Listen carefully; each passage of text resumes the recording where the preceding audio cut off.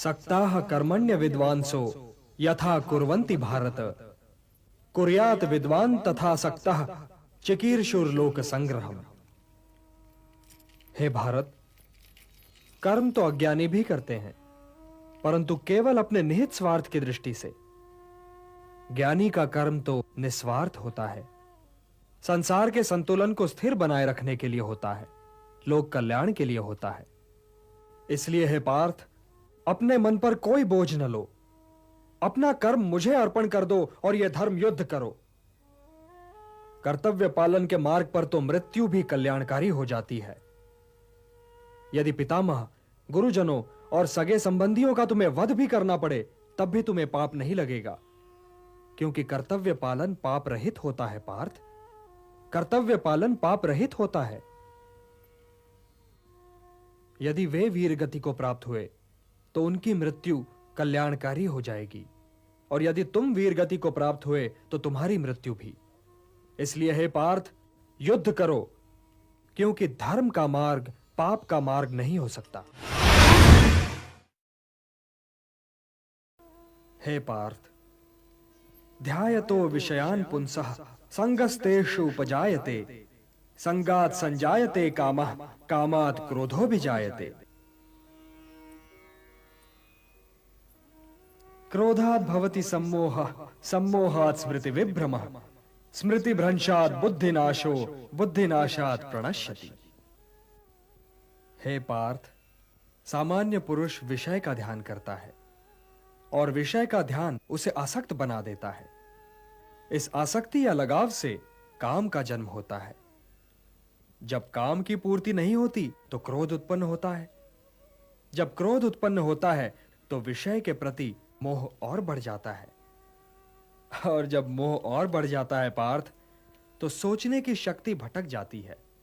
जब सोचने की शक्ति भटक जाती है तो बुद्धि का नाश होता है, और जब बुद्धि का नाश होता है तो मनुष्य का सर्वनाश हो जाता है।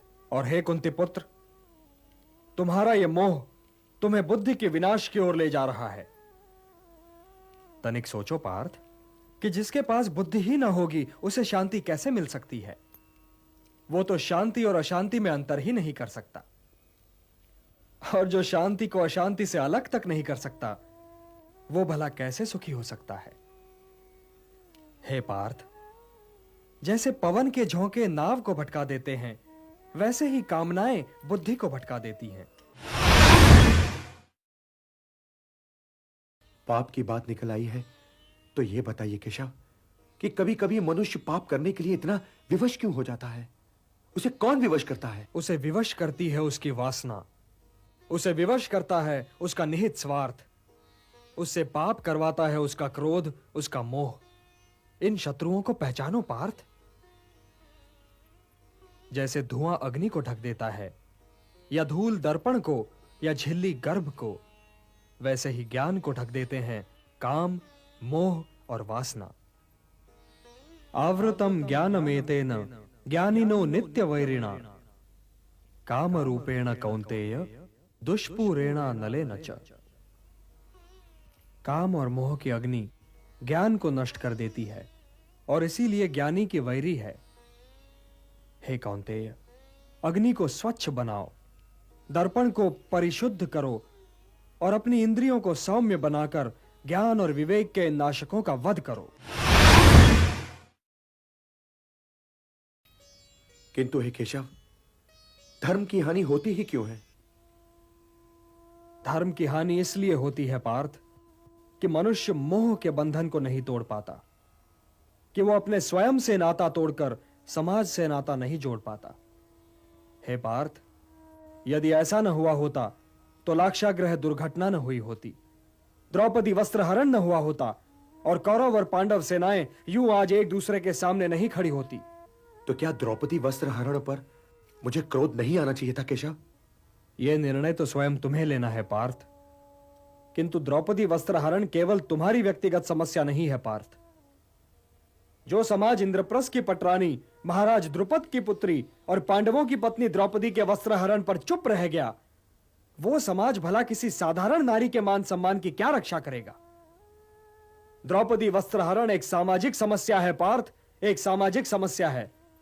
और यह तुम्हारा कर्तव्य है कि तुम उन शक्तियों को नष्ट करने के लिए युद्ध करो जो किसी द्रौपदी का वस्त्र हरण कर सकती हैं। ये शक्तियां समाज की शत्रु हैं पार्थ, और जो महापुरुष इस युद्ध में उन शक्तियों के पक्ष में हैं, उनके पक्ष में युद्ध करने आए हैं, उनसे युद्ध करने में भी संकोच न करो। अपने व्यक्तिगत क्रोध और व्यक्तिगत मोह के बंधनों से मुक्त होकर लोक कल्याण के लिए युद्ध करो पार्थ, यही तुम्हारा परम कर्तव्य है। हे पार्थ, तुम तो मेरे भक्त भी हो और मेरे मित्र भी, इसलिए मैं तुम्हें वो योग बताने जा रहा हूं जो बहुत समय से लुप्त है, परंतु सृष्टि के आरंभ में इसे मैंने ही सूर्य को दिया था, और सूर्य से ये मनु को मिला, और मनु से इक्ष्वाकु तक पहुंचा। सूर्य को दिया था? आपने ये योग सूर्य को दिया था? परंतु हे केशव, आपने आधुनिक काल में जन्म लिया है और सूर्य देव प्राचीन है, तो मैं ये कैसे मान लूं कि सृष्टि के आरंभ में ही आपने ये योग सूर्यदेव को दिया होगा?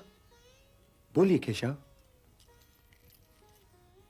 बहूनि मे व्यतीतानि जन्मानि तव चार्जुन, तान्यहं वेद सर्वाणि न त्वं वेत्थ परंतप।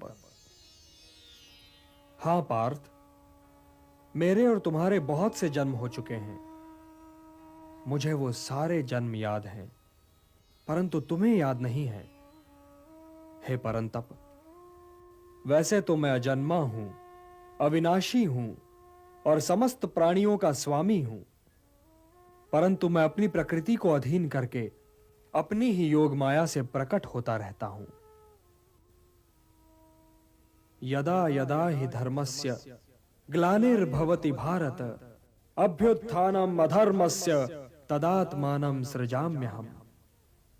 परित्राणाय साधूनां विनाशाय च दुष्कृतां, धर्म संस्थापनार्थाय संभवामि युगे युगे। हां पार्थ, मैं प्रकट होता हूं, मैं आता हूं। जब जब धर्म की हानि होती है तब तब मैं आता हूं, जब जब अधर्म बढ़ता है तब तब मैं आता हूं। सज्जन लोगों की रक्षा के लिए मैं आता हूं, दुष्टों का विनाश करने के लिए मैं आता हूं, धर्म की स्थापना के लिए मैं आता हूं, और युग युग में जन्म लेता हूं। इंद्रियाणि पराण्याहुः इंद्रियेभ्यः परम मनः, मनसस्तु परा बुद्धिः यो बुद्धेः परतस्तु सः। हे पार्थ, जड़ पदार्थ से इंद्रियां श्रेष्ठ हैं, और इंद्रियों से श्रेष्ठ है मन, मन से श्रेष्ठतर है बुद्धि, और बुद्धि से भी श्रेष्ठ है आत्मा। तो आत्मा की चिंता करो पार्थ, आत्मा की चिंता करो, और देह, इंद्रियों, मन और बुद्धि से ऊपर उठने का प्रयत्न करो।